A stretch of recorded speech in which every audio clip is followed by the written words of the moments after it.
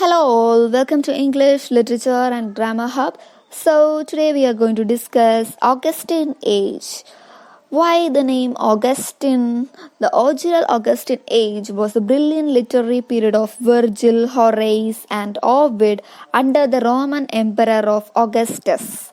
In the 18th century and later, however, the term was frequently applied also to the literary period in England from approximately 1700 to 1745. Why this term was applied? The leading writers of the time such as Alexander Pope, Jonathan Swift, and Joseph Edison themselves drew the parallel to the Roman Augustans and deliberately imitated their literary forms and subjects, their emphasis on social concerns, and their ideals of moderation, decorum, and urbanity. A major representative of popular rather than the classical writing in this period was a novelist, journalist, and pamphleteer Daniel Defoe. Lady Mary Wortley Montagu was a brilliant letter writer in a great era of letter writing. She also wrote poems of wit, candor that violated the conventional moral and intellectual roles assigned to women in the Augustan era. This is only a brief overview of Augustan age. Now moving on to the age of sensibility. See, the period between the death of Alexander Pope in 1744 and 1785, which was 1 year after the death of Samuel Johnson and 1 year before Robert Burns' poems, chiefly in Scottish dialect.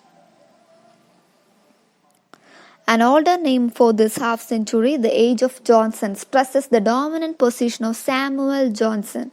His period was from 1709 to 1784, and his literary and intellectual circle, which included Oliver Goldsmith, Edmund Burke, James Boswell, Edward Gibbon, and Hester Lynch Thrale.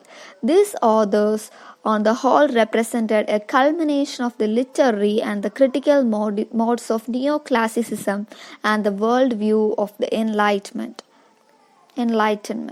The more recent name, Age of Sensibility, put its stress on the emergence in other writers of the 1740s and later of new cultural attitudes, theories of literature, and types of poetry we find in this period. For example, a growing sympathy for the Middle Ages, a vogue of cultural primitivism, and a awakening interest in ballads and other folk literature, a turn from neoclassic correctness and its emphasis on judgment and restraint to an emphasis on instinct and feeling, the development of a literature of sensibility, and above all, the exaltation by some critics of original genius and a bardic poetry of the sublime and visionary imagination. Thomas Gray expressed the anti-neoclassic sensibility and set of values in his stanzas to Mr. Bentley. Other poets who showed similar shifts in thought and taste were William Collins and Joseph and Thomas Warton.